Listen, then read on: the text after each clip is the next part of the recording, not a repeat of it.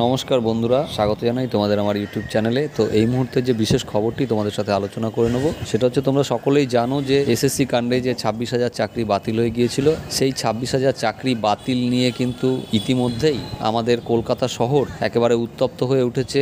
সমস্ত চাকরি প্রার্থীদের আন্দোলনে এসএসসি ভবন চত্বর একেবারে রণক্ষেত্র হয়ে উঠেছে এবং তার একটা মূল কারণ হচ্ছে, গতকালকে এসএসসি যোগ্য অযোগ্য তালিকা দেওয়ার কথা ছিল, কিন্তু এসএসসি তাদের যে প্রতিশ্রুতি সেই প্রতিশ্রুতি থেকে পেছনে সরে আসে এবং শিক্ষামন্ত্রীর যা বক্তব্য সেটা হচ্ছে যে আদালত যদি নির্দেশ না দেয় তাহলে তারা যোগ্য অযোগ্য তালিকা প্রকাশ করতে পারে না। যেহেতু আদালতের একটা নির্দেশ রয়েছে সমস্ত প্রার্থীদের চাকরি বাতিল করার ক্ষেত্রে, এবং তারা এটাও বলছে যে যোগ্য অযোগ্য তালিকা প্রকাশের ক্ষেত্রে তারা আইনজীবীদের পরামর্শ নেবে, তারপরে যদি আইনজীবীদের পরামর্শ মতো সব কিছু ঠিক থাকে তাহলেই তারা সেই তালিকা প্রকাশ করতে পারবে।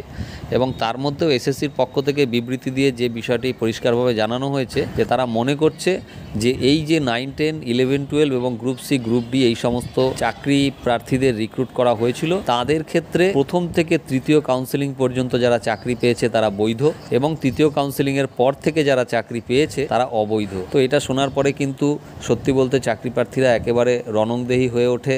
তারা নানা রকম স্লোগানিং করতে থাকে, এসএসসি ভবনের সামনে তারা জমায়েত করে এবং এটা নিয়ে একটা খুব বাজে পরিস্থিতি তৈরি হয়। এবং শিক্ষামন্ত্রী তার মধ্যেই হঠাৎ করে একটা মন্তব্য করে বসেন যে যারা এই আন্দোলন করছে তাদের মধ্যে অনেকেই অযোগ্য আছে, এইরকম একটা কথা তিনি বলে বসেন। তো এক্ষেত্রে একটা জিনিস ঠিক, যে যদি তাদের মধ্যে অযোগ্য থেকে থাকে সেই দায়টা কিন্তু শিক্ষামন্ত্রীরও ওপরেও বর্তায়, কারণ সেই অযোগ্যদের নিয়োগটা তো শিক্ষামন্ত্রী থাকাকালীন আগে পার্থ চ্যাটার্জি করে গেছেন, তো তারপরে ব্রাত্য বসু এসেছেন, তো যিনি বর্তমানে দায়িত্বে থাকবেন তার উপরেই সমস্ত দায় থাকে যে কোনো সাংবিধানিক পদের ক্ষেত্রে। যাই হোক, তো এক্ষেত্রে যেটা দেখা যাচ্ছে যে রাজ্য সরকার এবং শিক্ষামন্ত্রী তারা কোনো সঠিক দিশা দেখাতে পারছে না। তার মধ্যে আরেকটা বিষয় যেটা হয়েছে সেটা হলো যে বিচারপতি দেবাংশু বসাকের বেঞ্চে যে হিয়ারিং হয়েছে গতদিন, সেখানে কিন্তু বলা হয়েছে যে আগামীকাল এই 12% সুদসহ যে সমস্ত টেন্টেড ক্যান্ডিডেটদের কথা সুপ্রিম কোর্টে এসএসসি জানিয়েছিল তাদের টাকা ফেরতের বিষয়টা, এই যে 22 লক্ষ ওএমআর শিট, সেই 22 লক্ষ ওএমআর শিট পাবলিশের যে নির্দেশ ছিল বিচারপতি দেবাংশু বসাকের বেঞ্চ থেকে, সেই 22 লক্ষ ওএমআর শিট পাবলিশ করা হচ্ছে না কেন, তার জন্য কিন্তু আগামীকাল রাজ্য সরকারের কাছে জবাব তলব করা হয়েছে যে কেন তারা এই নির্দেশগুলো তারা এখনও পর্যন্ত কমপ্লাই করেননি। তো যাই হোক, এই হচ্ছে বিষয় বন্ধুরা।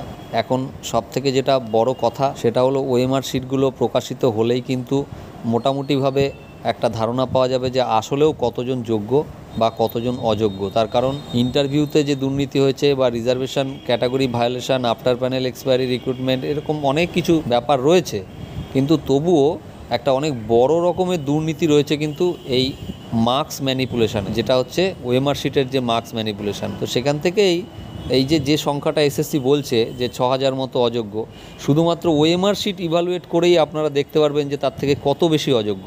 তারপরে তো বাকিগুলো আছেই। আজকে সুপ্রিম কোর্ট যে রায়টা দিয়েছে সেটা কিন্তু এমনি এমনি দেয়নি, তারা কিন্তু অনেক কিছু ভেবে অনেক কিছু বুঝে তবেই দিয়েছে। তো কাজে এটা একটা রিভিউতে আপনারা যেতেই পারেন, যেটা রাজ্য সরকার বলছে, মানে শিক্ষামন্ত্রী বলছেন যে আমরা রিভিউতে যাব, সেটার জন্য একটু সময় লাগবে, আমাদের আইনজীবীদের পরামর্শ নেব। বাট এটা মনে হয় না যে রিভিউতে খুব একটা কিছু কাজ হবে, কারণ এটা তো এক প্রকার স্ববিরোধিতার মতো হয়ে যাচ্ছে, যেখানে রাজ্য সরকার নিজেই বলছে যে আমি পরীক্ষা নিতে রাজি আছি, সুপ্রিম কোর্টের রায়টাকে আমি মেনে নিচ্ছি, আমি ওর গাইডলাইন যা দিয়েছে সেই অনুযায়ী কাজ করব, তারপরে আবার বলছে যে আমি রিভিউ করব, অর্থাৎ রায়তে সে সন্তুষ্টও নয়, এরকম একটা বিষয়। রিভিউটা চাকরিহারা ক্যান্ডিডেটরা করলেই সব থেকে ভালো হতো, খুব ভালো একটা জায়গা হতো, তারা বুঝতো।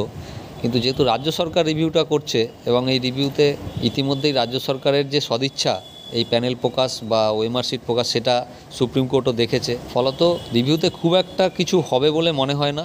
তবে এটা আমরা সবাই আশা রাখতে পারি যে হবে, রিভিউতেও রায় চেঞ্জ হয়, অতীতে হয়েছে, হবে, দেখা যাক কি হয় আগামী দিনে। তবে বর্তমানে যা পরিস্থিতি, যে ভয়ঙ্কর পরিস্থিতি আকার ধারণ করেছে এসএসসি, তাতে নতুন রিক্রুটমেন্ট কিন্তু কোনো সমাধান দিতে পারবে। তার কারণ যারা চাকরি হারিয়েছেন তারা কিন্তু এই নতুন রিক্রুটমেন্টের জায়গা পর্যন্ত তারা বিষয়টাকে যেতেই দেবেন, কারণ এটা বাস্তব। তাদের অনেকেরই এখন প্রস্তুতির অভাব রয়েছে, তাদের বয়স হয়ে গিয়েছে অনেকটা, তাদের সেরকম এখন আর মানসিকতাও নেই। ফলত সমাধান যেটা, সেটা হচ্ছে 22 লক্ষ ওএমআর শিট পাবলিশ করে সেটাকে ইভালুয়েট করে প্রয়োজনে পুনরায় ইন্টারভিউ নিয়ে নতুন করে কোর্ট মনিটর প্যানেল তৈরি করা হোক। যাই হোক, দেখা যাক আগামী দিনে কি হয়। সবাই ভালো থাকবেন, দেখা হচ্ছে আবার পরের ভিডিওতে। ধন্যবাদ।